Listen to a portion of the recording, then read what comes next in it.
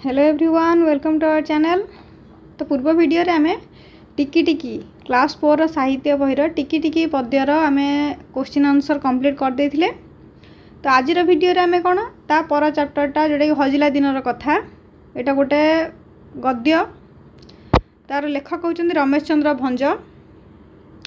तार question answer start करिया पूर्व यदि चैनल को एजे सब्सक्राइब करी नाहंती फर्स्ट टाइम पे विजिट करूचंती ताहले चैनल को सब्सक्राइब करी ऑल नोटिफिकेशन को ऑन कर दिया पिला माने।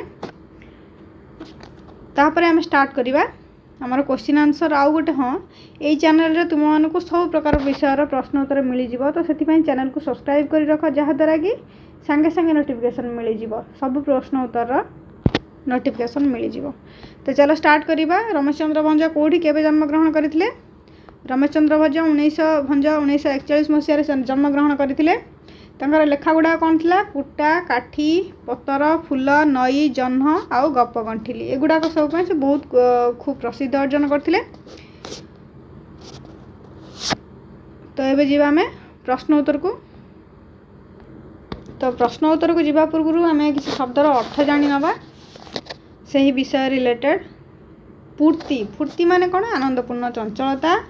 काली अंधार माने कौन? बड़ी भोर जोटा कहे आम राति पाही नथिबो सेटा राति पाही आसुथिया समय जोटा कि पाए माने कौन सी जिनसर चारि भागरु भागे कौन सी जिनस को आम चारि भाग करबा से चारि भागरु जो भाग्य नबा सेटा पाए को बुझेबो। जेमति कि चारि ग्लास रु गोटे ग्लासटा होची पाए हबो। निस्तेज माने तेजहीन बा मलिन। खईचा माने दोष त्रुटि।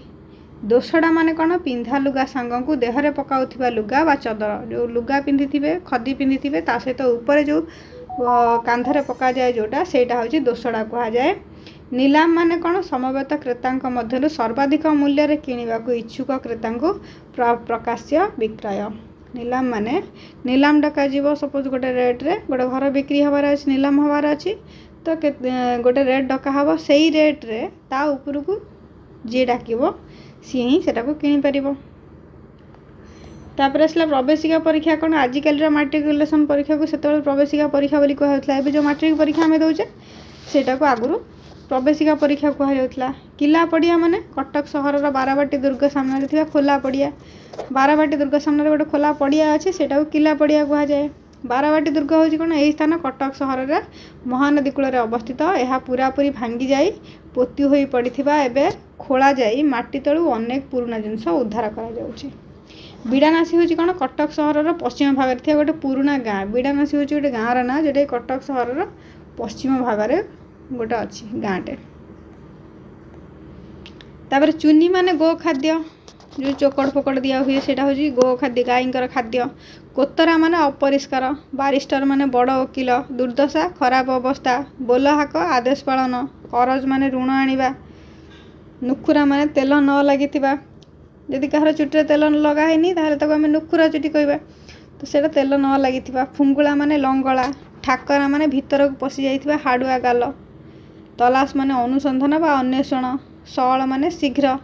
हेफाजत माने रक्षणाबेक्षण बा देखाशुना करिबा। तदारक माने बुझासुझा करिबा। संकी जीवा माने भय पाइबा। निया होई जीवा माने रागी जीवा। काबा होई जीवा माने आश्चर्य हेबा। अदालत माने न्यायालय जोठी हमर न्याय विचार करा जाए। कस्ता माने तंत बुणा अणओसारिया साड़ी। टेक माने सुनाम। बिहारी बाग होची कटक सहर चांदनी चौक छक निकटस्थ एक स्थान बिहारी बाग। ओके एबे शब्दर अर्थ सरीगला। एबे प्रश्न उत्तर को जीवा। तो प्रथम प्रश्न अछि कोन? सकाळ बुलारु फेरी मधुबाबू कोन देखिले? जेतेबे से बुलिया को जाइथिले बडी भोरु से आसी सारला परे सेदिन से सकाळ फेरी आस्तिले तो से आसला परे से कोन देखिले ना सकाळ बुलारु फेरी मधुबाबू देखिले जे तांको हट्टा भितारे धाड़ी होई केतक गिना गड़ू ठेकी ढाल सबु थुआ होईची आ पाखरे कोतरा कस्ता पिंदा स्त्री लोक केते जन दुर्बलिया नुखुरा मुंडिया कुनी कुनी छुआ को काखे ठिया होईछंती। चलो नेक्स्ट अच्छी मधुबाबू सुदाम उपर कहीं रागिले? सुदाम तो क्षीर बिकुला पैसा रखुला पैसा भी गाई मान खर्चर लगाऊला तो मधुबाबू सुदाम उपर कहीं रागिले? सुदाम तांको अजाणत रे प्रतिदिन गरीब लोक କ୍ଷୀର ବିକି ପଇସା ନେଉଛି। ଏକଥା ଶୁଣି ମଧୁବାବୁ ସୁଦାମ ଉପରେ ରାଗିଲେ। ତାର କାରଣ ହେଉଛି କ'ଣ? ମଧୁବାବୁ ଜଣେ ଦେଶ ସେବକ ଥିଲେ। ସେ ଗରିବ ଲୋକମାନଙ୍କର ଦୁଃଖ ଦେଖିଲେ ସହିପାରୁନଥିଲେ। ତ ସେ ଯେତେବେଳେ ଜାଣିଲେ ଯେ ସୁଦାମ ଗରିବ ଲୋକମାନଙ୍କୁ କ୍ଷୀର ଦେଇକି ପଇସା ଆଣୁଛି, ତ ସେ ରାଗିଗଲେ। ଗ ନମ୍ବର ଅଛି ସୁଦାମର କଥା ଶୁଣି ମଧୁବାବୁ କ'ଣ କହିଲେ? ସୁଦାମର କଥା ଶୁଣି ମଧୁବାବୁ କ'ଣ କହିଲେ ନା, ସୁଦାମର କଥା ଶୁଣି ମଧୁବାବୁ କହିଲେ, ହଇରେ ମଧୁଦାସ ସେସବୁ କ୍ଷୀର ବିକିବ? ଛି ଛି, ପୁଣି ଏ ଗରିବ ଲୋକ ଗୁଡ଼ାଙ୍କୁ ଲୋକେ ଶୁଣିଲେ କ'ଣ କହିବେ? ଗାଈଙ୍କର ଯଦି ଦାନାର ଅଭାବ ହେଉଛି ମୋତେ ଜଣାଇଲୁ ନାହିଁ? ଖାଇବାକୁ ଦେଇ ନ ପାରିଲେ ମଧୁଦାସ ଗୋଟି ଗୋଟି କରି ଗାଈ ବିକିଦେବ ସିନା, କ୍ଷୀର ବିକି ପାରିବ ନାହିଁ। ଅଭାବ ଭିତରେ ଉତ୍କଳ ଟ୍ୟାନେରୀ ଜୋତା କାରଖାନାଟା ନିଲାମ ହୋଇଗଲା। ତା ଦେହ ସଇଲା। ତଥାପି ମଧୁଦାସ ତଳକୁ ଖସି ଯାଇନାହିଁ। ନା, ତା ହୋଇପାରିବ ନାହିଁ। କାଲିଠାରୁ କ୍ଷୀର ମାଗଣା ଦିଆଯିବ। ଗାଈ ଦୁହାଁଳ ଥିବା ପର୍ଯ୍ୟନ୍ତ କୋଠି ଖର୍ଚ୍ଚରୁ କାଟି, ମାନେ ତାଙ୍କର ସେ ଯେଉଁ ଘର ଖର୍ଚ୍ଚରୁ କାଟିକି ଏଇ ଛୁଆମାନଙ୍କୁ କ୍ଷୀର ଦିଆଯିବ ମାଗଣାରେ। କାହାଠାରୁ ବି ଟଙ୍କାଟେ ନିଆଯିବନି। ଘ ନମ୍ବର ଅଛି ଗରିବ ଲୋକମାନଙ୍କୁ କ୍ଷୀର ଦେବା ବିଷୟରେ ମଧୁବାବୁ ସୁଦାମକୁ କି ପରାମର୍ଶ ଦେଲେ?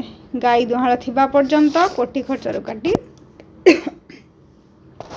ଗରିବ ଲୋକମାନଙ୍କୁ ମାଗଣାରେ କ୍ଷୀର ଦେବା ପାଇଁ ମଧୁବାବୁ ସୁଦାମକୁ ପରାମର୍ଶ ଦେଲେ ଯେ ପର୍ଯ୍ୟନ୍ତ ଗାଈ ଦୁହାଁଳ ଥିବ ସେ ପର୍ଯ୍ୟନ୍ତ ଏଇ ଛୋଟ ପିଲାମାନଙ୍କୁ ମାଗଣାରେ କ୍ଷୀର ଦିଆଯିବ। ମୋ ନମ୍ବର ଅଛି ମଧୁବାବୁଙ୍କର ଅଭାବ ଘଟିଲା କାହିଁକି? ମଧୁବାବୁ ବସାଇଥିବା ଜୋତା କାରଖାନା ଉତ୍କଳ ଟ୍ୟାନେରୀରୁ ତିଆରି ଜୋତା ବହୁ ପରିମାଣରେ ବିଦେଶକୁ ଚାଲାଣ ହେଉଥିଲା। ତାଙ୍କ ଯେଉଁ ଜୋତା କାରଖାନା ଥିଲା ତାର ନାଁ କ'ଣ? ଉତ୍କଳ ଟ୍ୟାନେରୀ। ସେଇଠୁ ଯେତେ ସାରା ଜୋତା ତିଆରି ହେଉଥିଲା ସେସବୁ ବିଦେଶକୁ ଚାଲାଣ ହୋଇଯାଉଥିଲା। ଦେଶ ବିଦେଶରେ ଜୋତା ପାଇଁ ଓଡ଼ିଶାର ସୁନାମ ଥିଲା। କାମରେ ଟିକିଏ ଯଦି ଖଇଚା ସେ ଦେଖୁଥିଲେ, ସେ କ'ଣ କରୁଥିଲେ?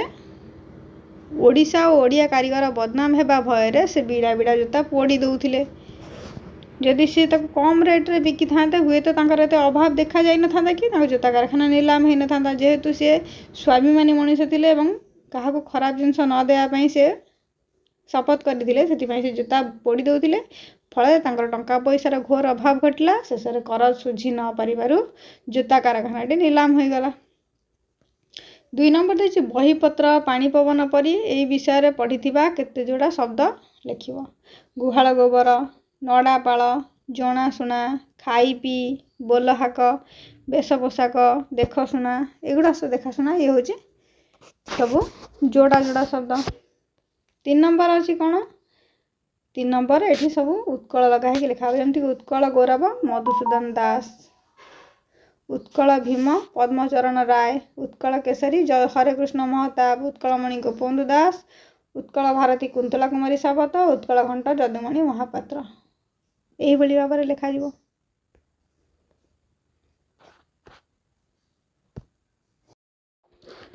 ଚାରି ନମ୍ବରରେ ଅଛି କ'ଣ? କେଉଁ ଶବ୍ଦର ଅର୍ଥ କ'ଣ ତାହା ପତ୍ରରୁ ଖୋଜି ବାହାର କରିବ। ତଲାସ, ତଲାସର ଅର୍ଥ କ'ଣ? ଅନୁସନ୍ଧାନ କରିବା। ହେପାଜତ ମାନେ ଯତ୍ନ ନେବା, ନିସ୍ତେଜ ମାନେ ମଳିନ, କିଲା ମାନେ ଗଡ଼। ତ ଏବେ 5 ନମ୍ବର ଏଠି ଉତ୍ତର ଦେଇଦେଇଛି, ତାକୁ ନେଇକି ପ୍ରଶ୍ନ ତିଆରି କରିବା। ଛୁଆଗୁଡ଼ିକ ଫୁଙ୍ଗୁଳା, ପତଳା ଓ ଦୁର୍ବଳ ଚେହେରାରେ ଥିଲେ। ତାକୁ ପ୍ରଶ୍ନ କଲେ କ'ଣ ହେବ? ଛୁଆଗୁଡ଼ିକ ଦେଖିବାକୁ କିପରି ଥିଲେ? ସୁଦାମର ଘର ବିଡ଼ାନାସୀରେ। ଏଠି ପ୍ରଶ୍ନ ଆସିବା ସୁଦାମର ଘର କେଉଁଠି? ଏମିତି ବି ଆସିପାରେ କାହାର ଘର ବିଡ଼ାନାସୀରେ ଥିଲା। ଜୋତାଗୁଡ଼ିକ କେଉଁ ବିଦେଶକୁ ଚାଲାଣ କରାଯାଉଥିଲା? ଜୋତାଗୁଡ଼ିକ ଦେଶ ବିଦେଶକୁ ଚାଲାଣ କରାଯାଉଥିଲା। ତ କେଉଁଠାକୁ ଚାଲାଣ କରାଯାଉଥିଲା? 1880 ମସିହାରେ ସେ କଲିକତା ଛାଡ଼ି କଟକ ଆସିଲେ। 1880 ମସିହାରେ ସେ କଲିକତା ଛାଡ଼ି କେଉଁଠାକୁ ଆସିଲେ? ପ୍ରଶ୍ନ କଲେ ହେବ। ନହେଲେ କେବେ ସେ କଲିକତା ଛାଡ଼ି କଟକ ଆସିଲେ? ଏ ମଧ୍ୟ ଗୋଟେ ପ୍ରଶ୍ନ ହୋଇପାରିବ। 4-5 ମୁଠା ଖଇ ତାଙ୍କର ପ୍ରିୟ ଜଳଖିଆ ଥିଲା, ଅତି ପ୍ରିୟ। ତ ତାଙ୍କର ଅତି ପ୍ରିୟ ଜଳଖିଆ କ'ଣ ଥିଲା? ଏଇଟା ମଧ୍ୟ ଗୋଟେ ପ୍ରଶ୍ନ ହୋଇପାରିବ। ଯେପରି ମଥାକୁ ରାଗ ଚଢ଼ିଯିବା ସେହିପରି ତଳେ ଲେଖାଥିବା ଅଂଶଗୁଡ଼ିକୁ ଶୂନ୍ୟସ୍ଥାନ ପୂରଣ କରିବ। ଡ୍ୟାସ୍ରେ ଜୁଳୁଜୁଳିଆ ପୋକ ବାହାରିବା ଆଖିରୁ, ଡ୍ୟାସ୍ରେ ହଂସା ଉଡ଼ିଯିବା ଭୋକରେ, ଡ୍ୟାସ୍ରେ ଦେହ ଜଳିଯିବା ରାଗରେ, ଡ୍ୟାସ୍ରେ ନାକ ଟେକିବା ଘୃଣାରେ, ଡ୍ୟାସ୍ରେ ମୁଣ୍ଡ ନୁଆଇବା ଭକ୍ତିରେ। ଏଠି ଶବ୍ଦ ଦିଆହେଇଛି, ଶବ୍ଦକୁ ଲଗେଇ ବାକ୍ୟ ଗଠନ କରିବା। ହିତ, ତ ହିତ ଲଗେଇକି ଶାଗ ଖାଇଲେ ଦେହର ହିତ ହୁଏ। ତାପରେ ଆସିଲେ ଫୁର୍ତ୍ତି, ସକାଳୁ ବୁଲିଲେ ମନ ଦେହ ଫୁର୍ତ୍ତି ରହେ। ସତେଜ ଲଗେଇ ବାକ୍ୟ ଗଠନ କଲେ କ'ଣ ହେବ? ପାଣି ଦେବାରୁ ଗଛଟି ସତେଜ ଦିଶୁଛି। ଦୁର୍ଦ୍ଦଶା, ଲୋକଟି ଚୋରି କରି ଖୁବ୍ ଦୁର୍ଦ୍ଦଶା ଭୋଗିଲା। ସଅଳ, ପିଲାଟି ସବୁଦିନ ସଅଳ ସ୍କୁଲକୁ ଆସେ। ତ ତଳ ବାକ୍ୟଟି ପଢ଼, ସେହି ଅନୁସାରେ ଖାଲି ସ୍ଥାନଗୁଡ଼ିକ ପୂରଣ କର। ସେ ହତା ଭିତରେ ପଶୁ ପଶୁ ଅନେକ ଲୋକଙ୍କୁ ଦେଖିଲି। ପ୍ରଶ୍ନ ସହ ଉତ୍ତର। ମୁଁ ଘରେ ଗୋଡ଼ ଦେଉ ଦେଉ घटनाटी जानीगली से खेलाड़ी पेंडुटी को मारू मारू तले पड़गला। आई मते गपटी कहू कहू कांदी पकाइले। भीम मंडा पिठा तक खाऊ खाऊ सब खाईदेला। आपको निज भाषा बदल की लिखिपर आउ कि जमीक आई मते गपटी कहू कहू मु शोई पइली। से खेलाड़ी पेंडुटी को मारू मारू ताहा फाटीगला। एमती भी हो पारे। क स्तंभर जो शब्द सह ख स्तंभ थे शब्दर संपर्क अच्छी ताकू जोड़िया ग लगे कि गे लिखा। दारुण अभाव दारुण अभाव कस्ता लुगा प्रवेशिका परीक्षा कौल खरा